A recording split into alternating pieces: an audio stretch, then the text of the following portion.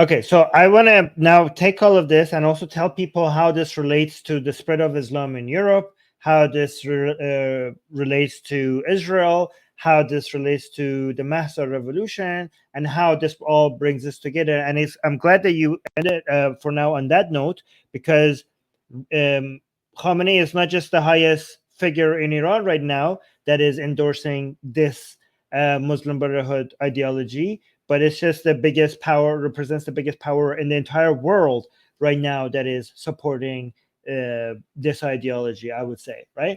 But before we get to, I'm going to highlight some of the questions in the live chat, but before we get to that, the last two pictures that you show basically finishes the bridge that we were building.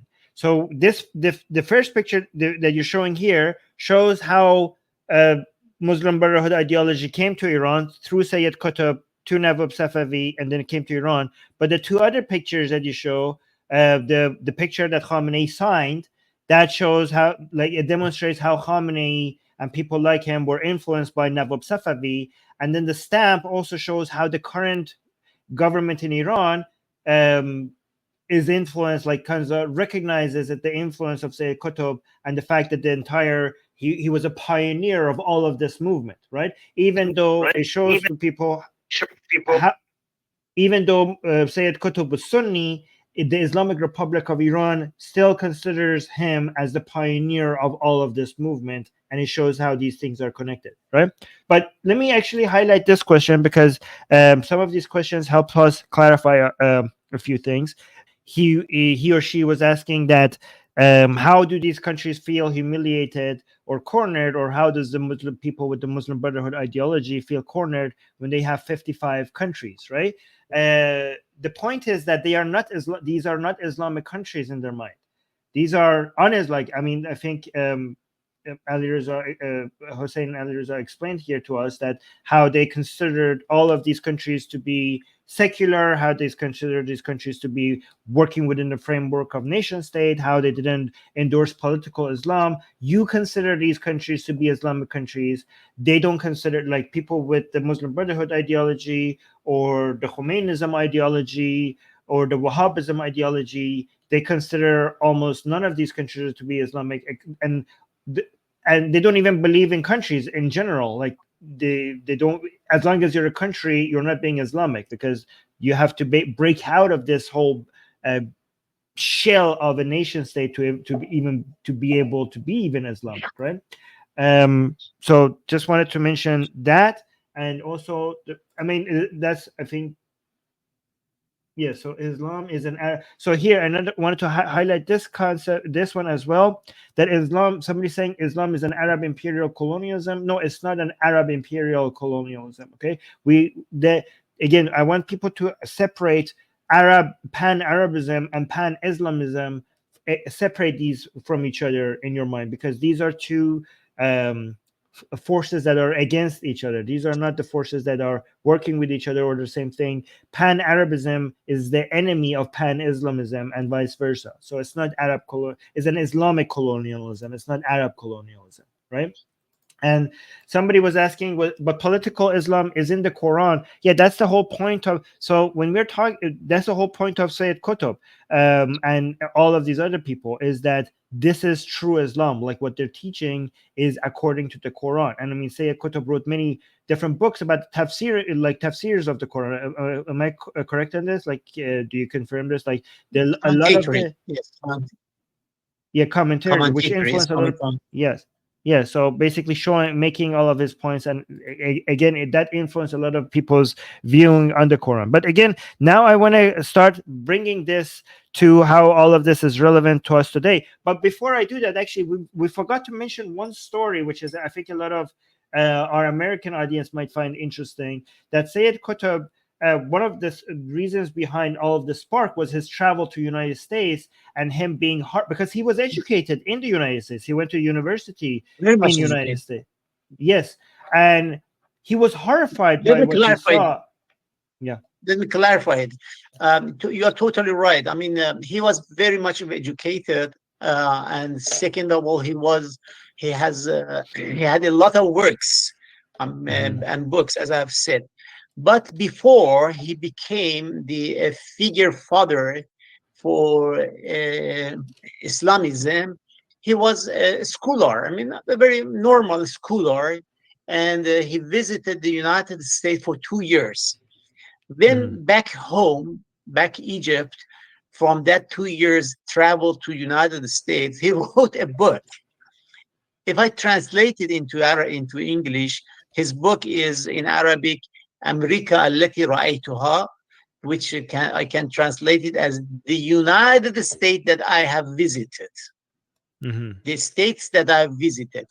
In that book, he is projecting all negative aspects of the American society, like sexual freedom, like secularism. I mean, drinking pops. I don't know, whatever he was not happy with. So he brought he projects, I mean, a very satanic society under the United States.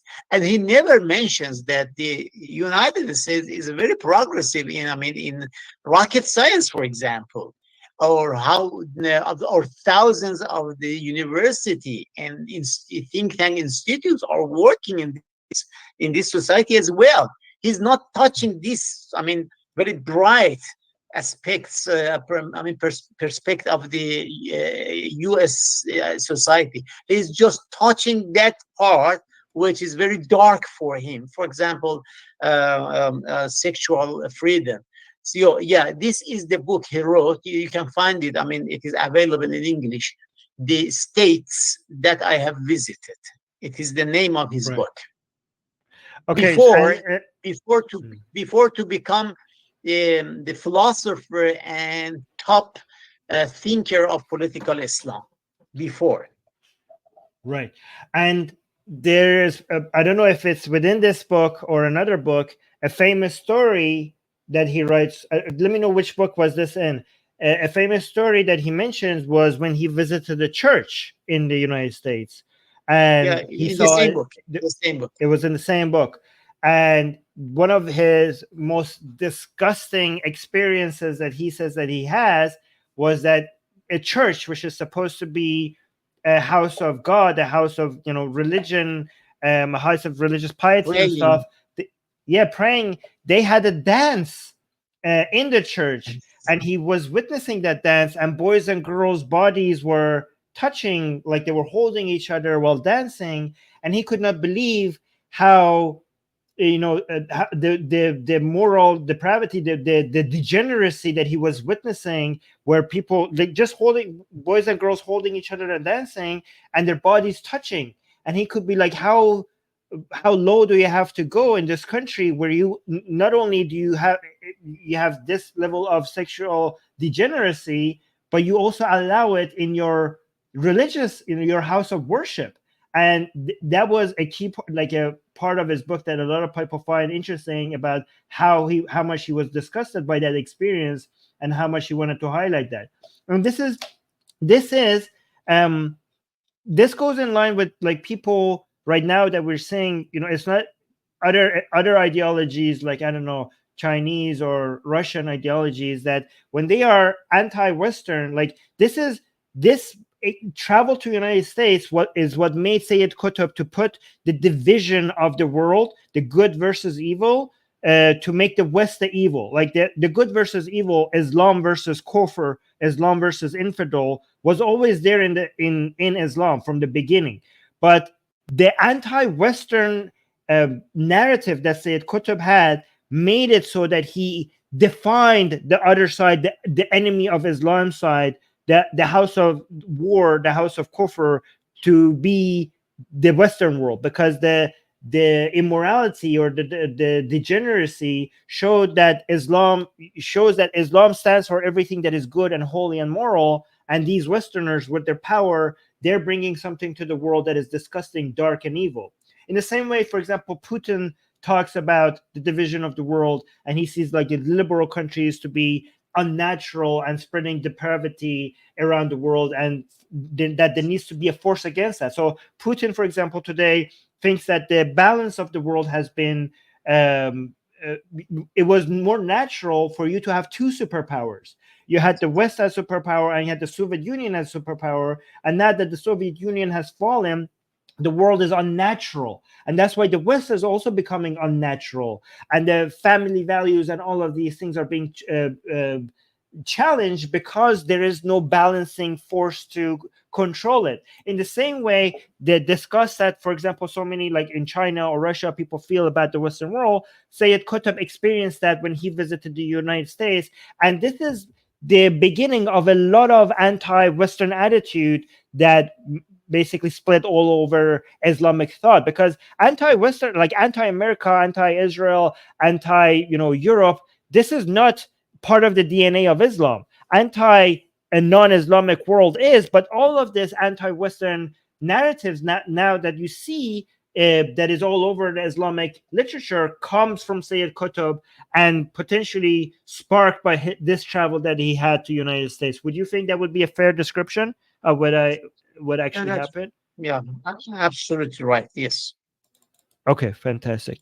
I'm glad that you're here to check all of these things with you. This is so good. All right, so let me actually get to the point. Something that we missed here, I think, was a symbol of the unity between how this Islamic ideology in Iran merged with leftist or communist ideology, and then that made it so successful. And I think the key person to highlight here to demonstrate that would be Ali Shariati. Would do you think? Do you think that you want to touch on him and this key figure? In because a lot of people I think that the Islamic Revolution would not happen without him, without Ali Shariati and his books and his ideology. Do you want to explain how he sure. comes to Yeah. this whole? Yeah. Okay. Yeah. Sure. Sure. Yeah. Good that you have brought up the point about the Ali Shariati. I mean, Ali Shariati was an academician, but a Muslim academician. He was not secular. Hmm. And he was also, an author. He wrote too many books. One of the books he wrote is this one, Armin. This is in Persian, of course. It's named Ummah and Imamate. You'll remember we talked about the Ummah, what the Ummah means, and about the Imamate.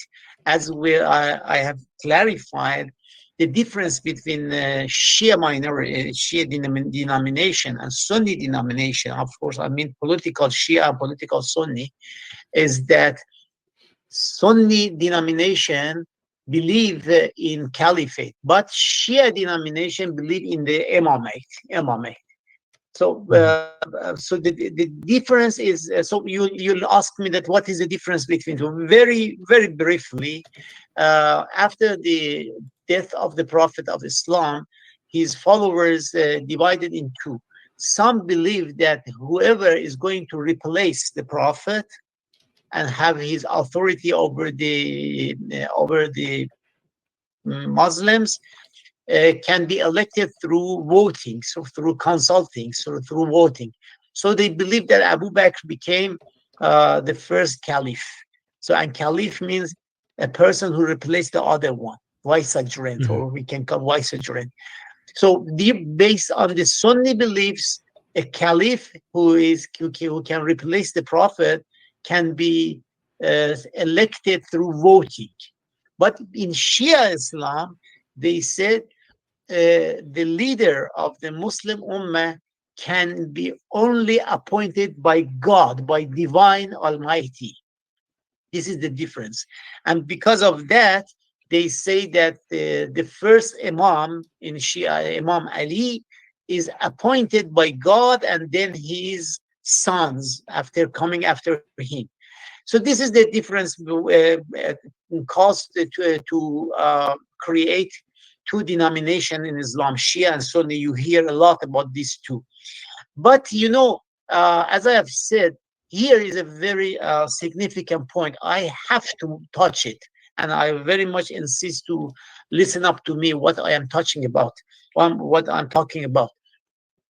Yes, Shia believes in the leadership of Imam, who must be appointed by God. But the question is that why Shia never formed a state? Because the Shia believe that we are at the time that none of our Imam is available.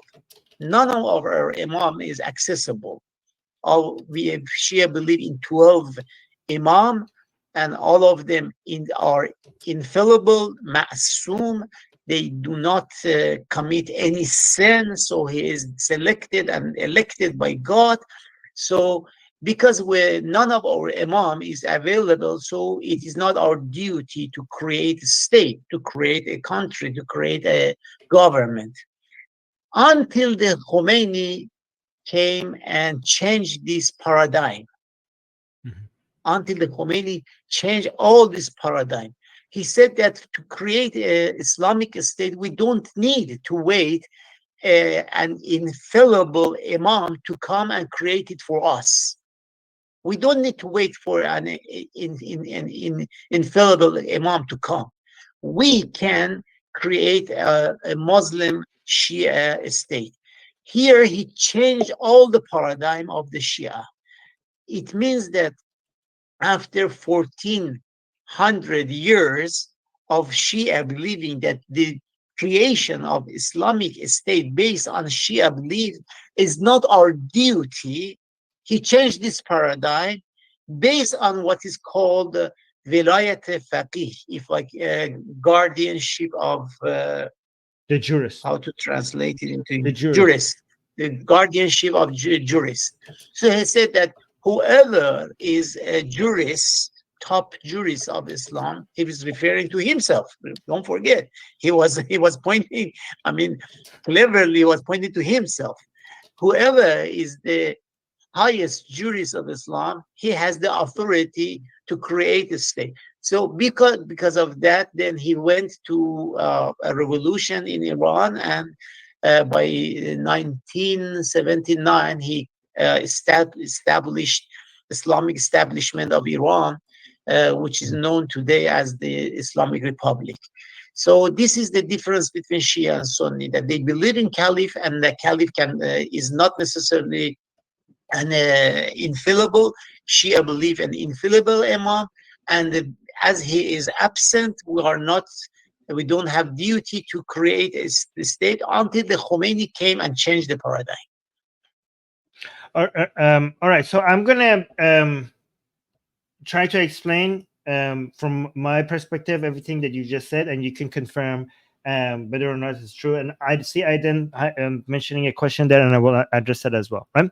So Sunni Muslims believe in the four caliphs or caliphs. Okay, Khalife or caliphate. There's so many different pronunciations of this. Okay, so Caliph, they had Caliph, Caliph.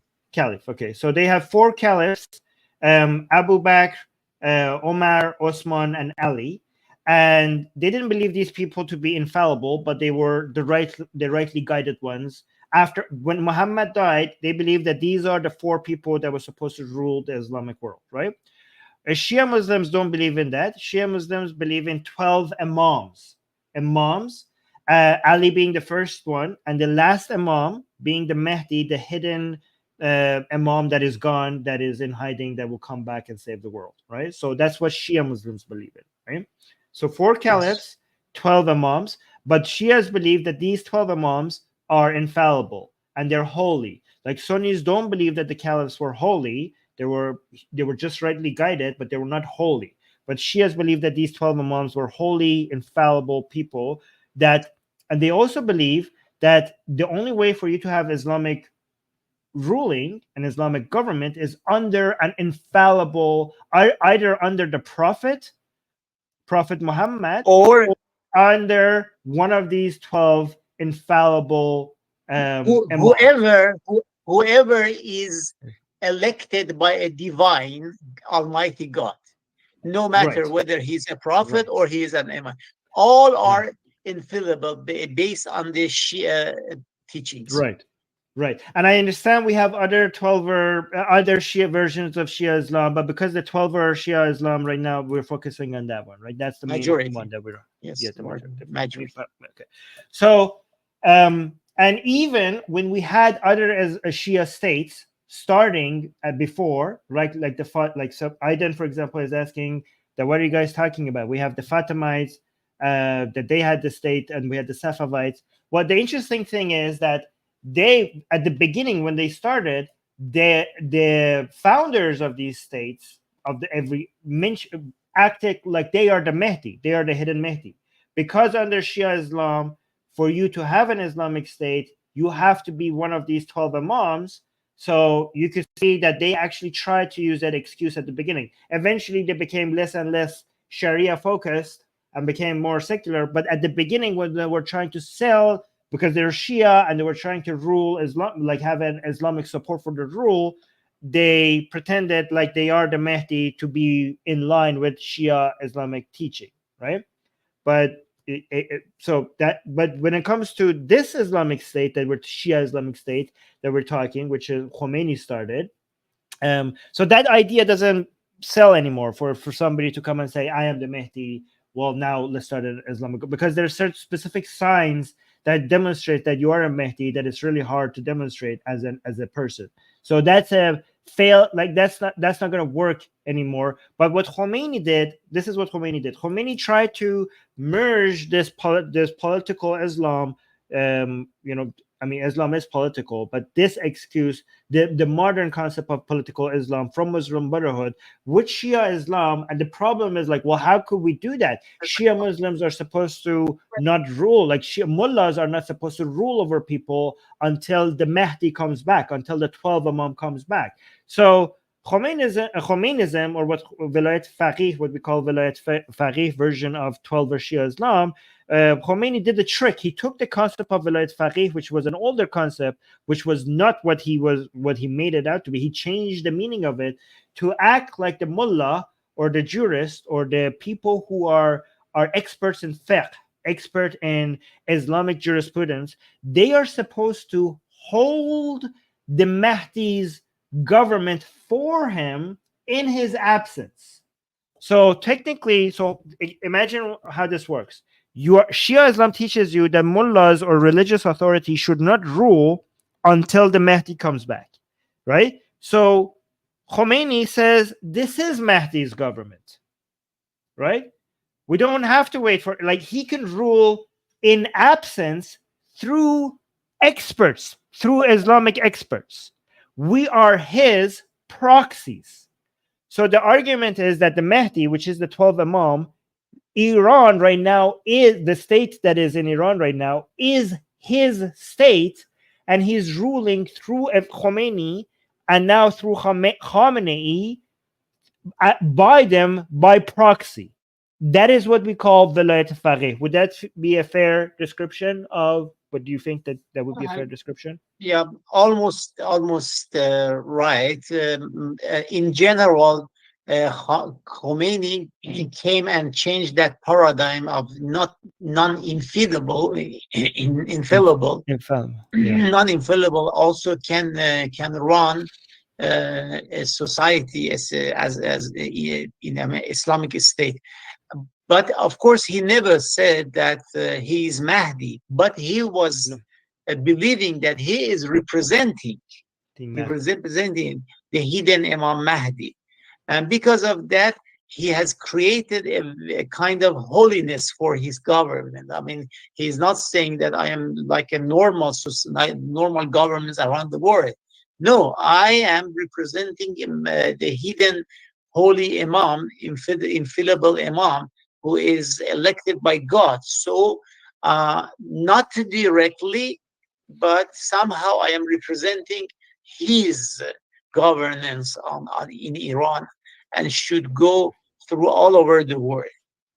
Right. So now let's bring it back to Ali Shariati and his book and how he started the revolution, but his ideology was eventually crushed even though the revolution happened. He didn't see the revolution, but when the revolution happened, his ideology was put aside, right? So Ali, the book that you're showing, right, is the Imamat and Ummah, right? These are two different concepts. One of them comes from Sunni Muslim Brotherhood and and the other one comes from Shia Islam. And this is the merging of these two, right? Because a lot of Iranians do not are not really familiar, like use the concept of ummat. Religious Shia religious Iranians are very familiar with the imamat concept because this is a part of the DNA of Islam, of Shia Islam.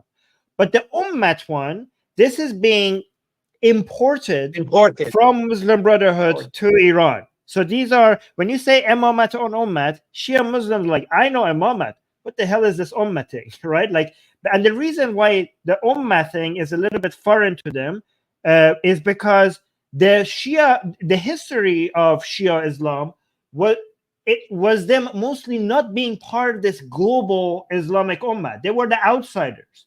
The Sunnis were this global Islamic ummah. The Shias were the outsiders. And that's why the ummah, the concept of ummah, resonates with Sunnis a lot more than it resonates with Shias.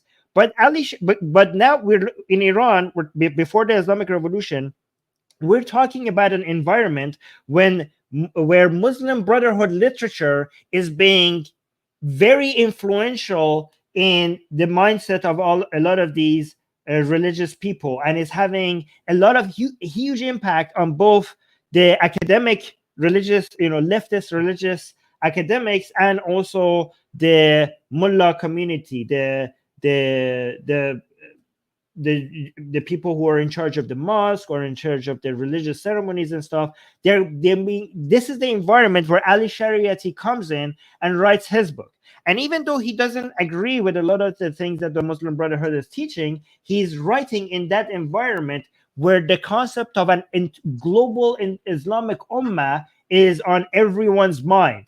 And when he writes Imamat and Ummah, that book is also very influential because he ties these two things together. So Muslim Brotherhood has Ummah and the Caliphate, and Ali Shariati writes this, and instead of the Ummah and the Caliphate, he writes the Ummah and the Imamat. So the Imamat refers to the Imams that the Shias believe in, rather than the Caliphs that the Sunnis believe in, and merges these two concepts with each other. And this is basically the foundation of the ideology that eventually led to the Islamic Revolution. Would you say that Ali Shariati's books and his ideology was so fundamental for the Islamic Revolution of 1979 to happen? Would you agree with that? Well, first of all, I have to confess that you are more able than me to clarify the ideas that I'm trying to clarify for people. So I appreciate that your ability to clarify things that I have spent some 6 years to put it down. Thank you. Well, thank Yeah. you.